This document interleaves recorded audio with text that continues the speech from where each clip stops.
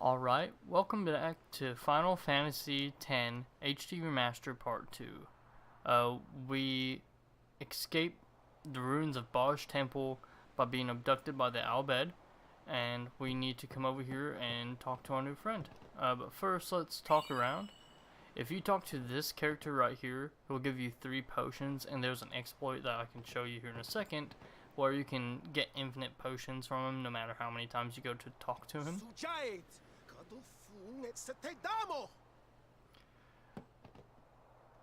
And you can't really interpret what they're saying unless you've already activated the sphere at the beginning of the game where Boj Temple is, where you can interact with that sphere and transfer your Bhed primers over. So let's just talk to this person. Oh, almost forgot. Okay, now this is a tutorial that the game will show you about how to use the sphere grid, but for here I'm just going to go ahead and skip through this whole part. You won't have to worry about it. Okay, so this is going to be me showing you how to use this sphere grid. So open up the menu, go to sphere grid. Let's start with Titus. Now the dots you see are going to represent different stats, abilities, and different things that your player can do. And where it says S level, that stands for sphere level, and that indicates how many times your person can move on the sphere grid. So we move here, we can use an ability sphere to activate the ability Cheer. Just a heads up, Cheer, what it does is it increases your strength and defense by 1/15 for a maximum of a third. So basically you can make your character a third percent stronger than what he currently is, and that's very useful. Basically in a match you would have to use Cheer 5 times to maximize the effectiveness, and that's what a lot of people do for either exploits or late game boss leveling. But you can see that this sphere grid is just massive. You can see that our companion down here, this is hers, and Titus is all the way up here. As you unlock different characters, their sphere grid will appear and they will start in their respective sphere grids, but later in the game you can unlock the sphere grid and the level locks by using lock levels spheres. Different nodes will have to be activated by different using different spheres.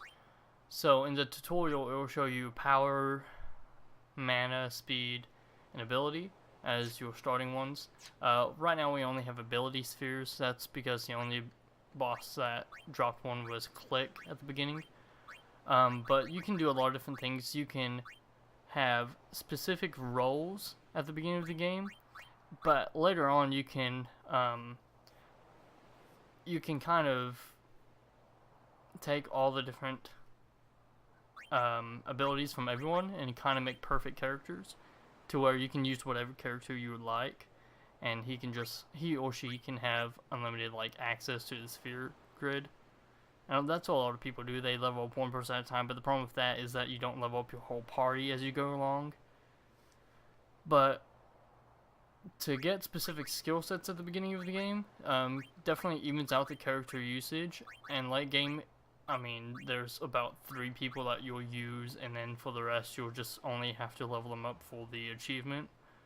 But anyway, yeah, so let's go back, because I don't think our other character can do anything. I don't think we have anything for her.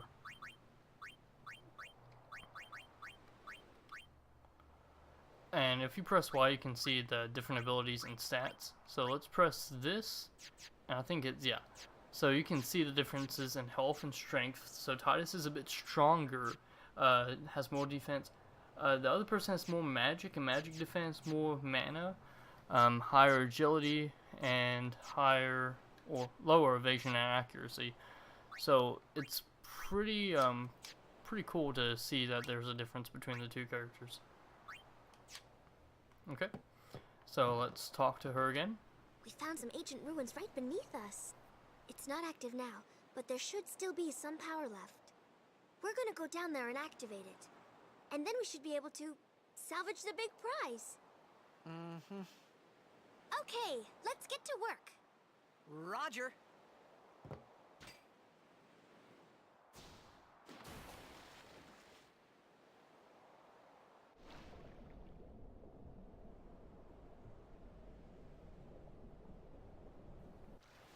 Alright, and this is the first place of the game where we're going to have random encounters. Basically, as we go down, the screen will fracture into a bunch of glass pieces, and you'll see different encounters of different enemies. But in this area, there's specifically only one enemy you can encounter, and we'll show you there. But if you come over here to the ship, you can actually jump back on board. We'll go as soon as you're ready. You'll get that line from this person, and I think you just talk to her again to jump back in. And if you return to the ship yet again, we'll go as soon as you're ready. You can come back over here to this guy. Oh. Well, I must not be doing the glitch right, but there is some sort of glitch where you can just jump back in and out. I think you might have to actually submerge. Let's see. So let's dive, and that should put us into the next area. Yeah, I think you have to go down far enough for the next area to appear. Alright, so let's go back. And let's return to the ship. We'll go as soon as you're ready. Get that line from this person. Hey, here we go. So basically you just have to go under, submerge, come back up, and you can farm full potions from him. But honestly, that's not really needed. I guess you could sell the potions to get items later in the game. And I guess it could be beneficial if you look at it financially. And maybe you can use them if you're not doing so well with the game. But honestly, I've never really had to use too many potions.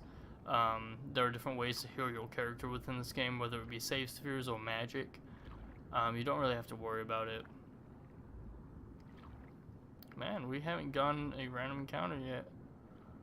I know there are some... Oh, there we go. Like I was saying, there are some... And it's very important for these... I think they're piranha? Yeah. It's very important to steal from these piranhas, because you get a grenade, and that will be helpful for the next boss. But what I was going to say is that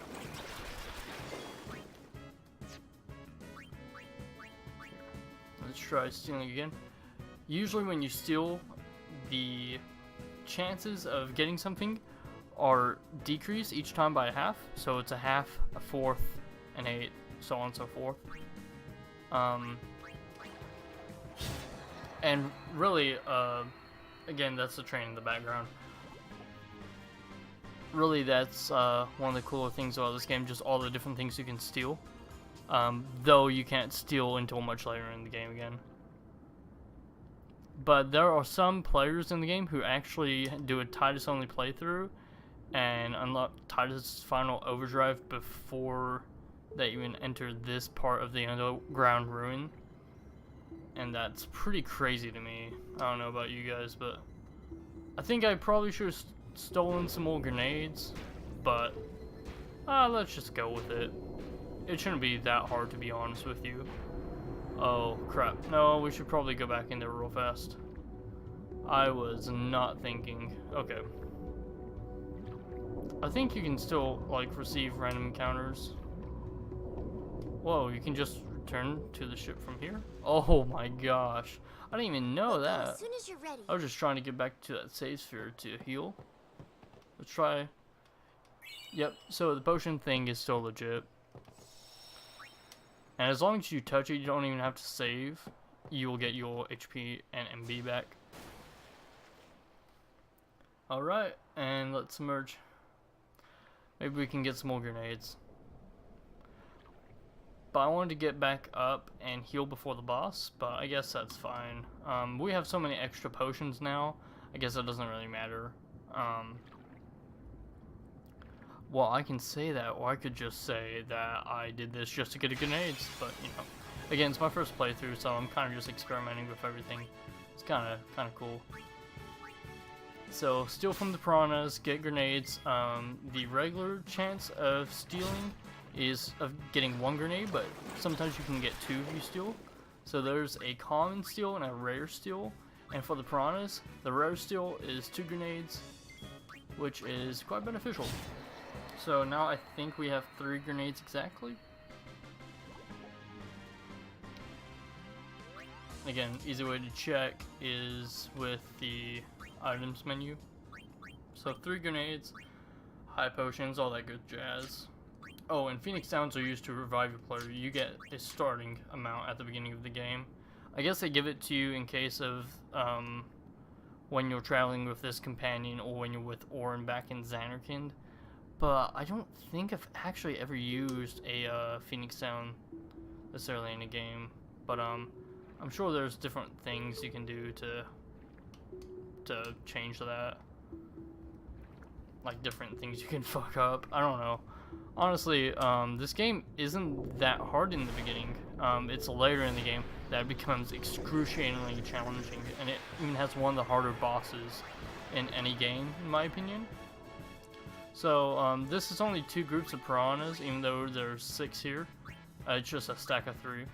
So we're just going to go ahead and steal from A and B, and then A again. I'll show you why I want to do that. It's a little weird, but just trust me. Alright. So then we're going to steal from B. I'm going to hit B. And once the chick gets back her... I keep on like trying to call her not by her name, because her name hasn't been released yet in so far. So, see... We've stolen the first time and we get an item the second. So we get that, and now we can steal again from the piranha. And we get another grenade. So we've taken a little bit of damage, but that's okay. We'll just heal with the extra plethora of potions that we have. But yeah, whenever possible down here, steal grenades. I don't even attack with this character because it's no freaking point. So... I don't think you can get random encounters in here. Now this person is telling you instructions, but I don't know why she isn't doing them herself. Like, she's a scavenger, so yeah, she gives a thumbs up. You're doing good, yeah, just smack it a couple times. Yeah, that's great, Peter. Anywho, with this game, there's just a whole lot of items you can steal and a whole lot of ways you can make different battles easier. So we got a glimpse at this next boss, and this is how we're going to interact with him. Now, I don't know how long this video is going to be. It might be a little bit longer just because of the sphere grid tutorial, but it might be shorter depending on how I cut up the video. I haven't really decided how I want to do that. But anyway, this is Tros, and he's not a pushover. He can OKO you. So you can see that Tidus actually gets a faster move because he uses cheer. So it actually increases his speed about how fast he can take turns. Kind of like this person's use ability. You can use grenades faster. And strength also does not affect the damage of grenades. Damage of grenades are typically set. And now this is the first instance of using a trigger command. You can wait a turn instead of defending to gain HP, but we don't really need that. Instead, we can toss nades and do damage from here, and then cheer again. That way, Tidus can do a lot more damage, and the other person doesn't take as much. So Knowledge Charge is the move you definitely want to watch out for. This person is now pretty hurt, so we're going to use a potion. And potions, like items, have a very fast use rate. So remember that when you're in battle. And I believe I've used Tidus's ability 4 times. So I'm just going to go ahead and fight with Tidus now. Let's see how much damage he does. 249. So that's almost double of what he would be doing, I think. But since he's already over there again, let's go ahead and... Oh, no, let's use chunk of nade at this bad boy. 366. Let's go ahead... Oh, no. Use another nade. Honestly, this boss should be dead by now. Or pretty close to it. So this is the last tier. The maximum amount of times you can use it is 5. I believe I've used it 5 times now. But, honestly, yeah, look at the damage. We've taken so little damage in comparison to what we were taking before. Oh, that was the final nade. So I think Titus actually attacked once that battle. That's pretty great.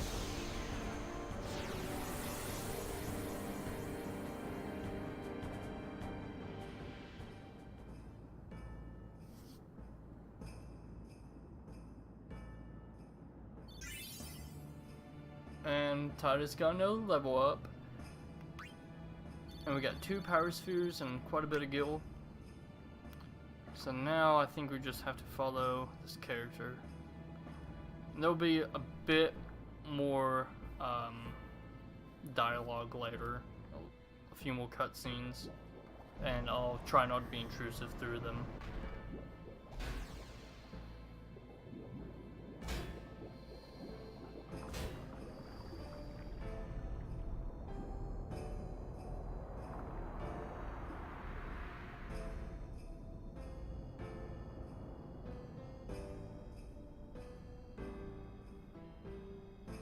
Alright, now I think we use A to go down, and again I'm using an Xbox 360 controller, so my controls are just a little bit weird. I think we can actually talk to this guy. Nope, no, it doesn't look like it.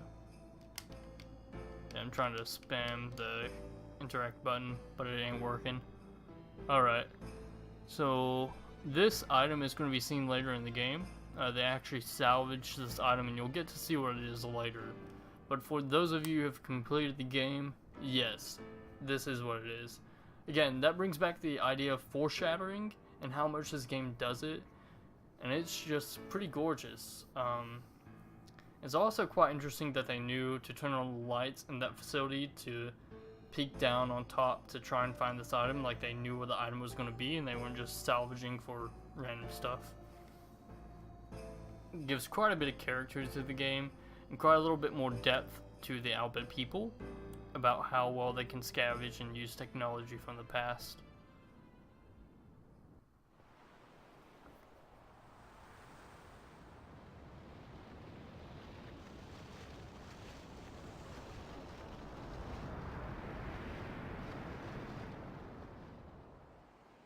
Futra airship! Tradanukt van een eken.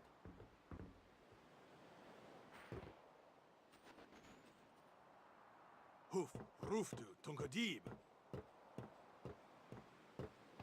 Way, Wichita! Hey! Hey, I helped out, didn't I? Huh.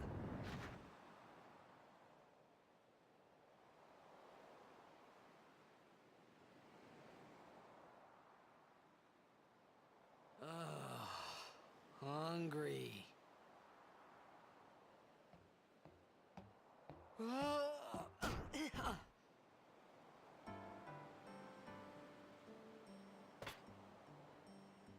Whoa! Right on.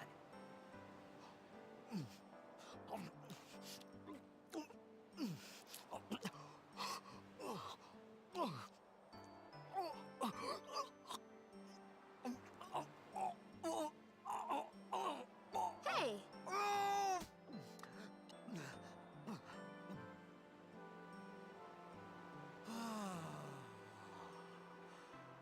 It's 'cause you eat too fast.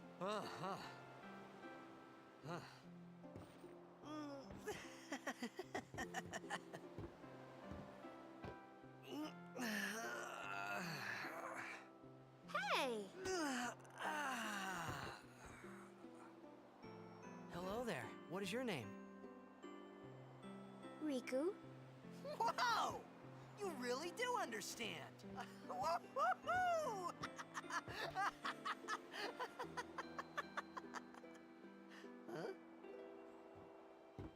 Why didn't you say so earlier? I didn't get a chance to. Everyone thought we were a fiend. We? Oh, we means you.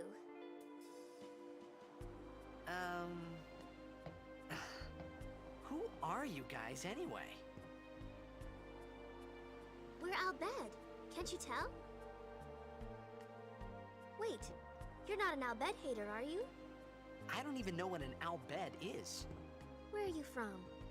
Xanarkin. I'm a blitzball player. Star player of the Xanarkin Abes. Did you hit your head or something? You guys hit me? Oh, right. Do you remember anything before that?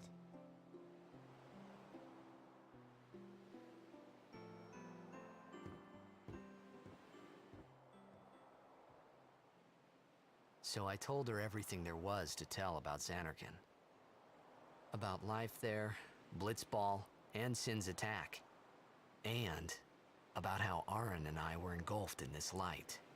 I just said things as they came to mind. But then I started to wonder.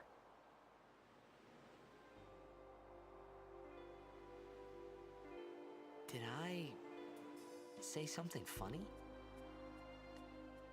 You were near Sin. Mm-hmm. Don't worry, you'll be better in no time. They say your head gets funny when Sin is near. Maybe you just had some kind of dream?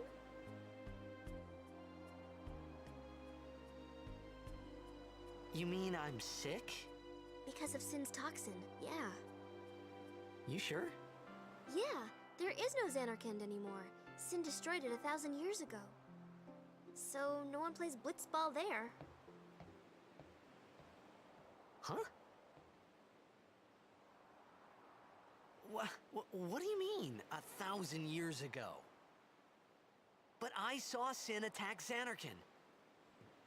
You're saying that happened 1,000 years ago? No way! Wow, so that's the bombshell. It seems like Xanarkin got destroyed 1,000 years ago, a very long time away than the few, almost like 30 minutes we were apart from Xanarkin. So that's definitely a bombshell on Titus, and a lot of people complain that he's like a very whiny protagonist, that not a lot of people like him, and it's pretty understandable why, but still, you gotta put yourself in Titus' shoes. He's literally a kid, a sports star who's had his whole life spoon-fed to him besides his dad leaving.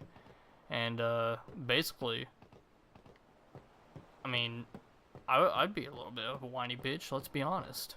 Alright, so I'm going to save here, and we're going to end this video at this part. We'll talk to you all later. Thank you for watching again. This has been Drago Mondays 82. Sayonara.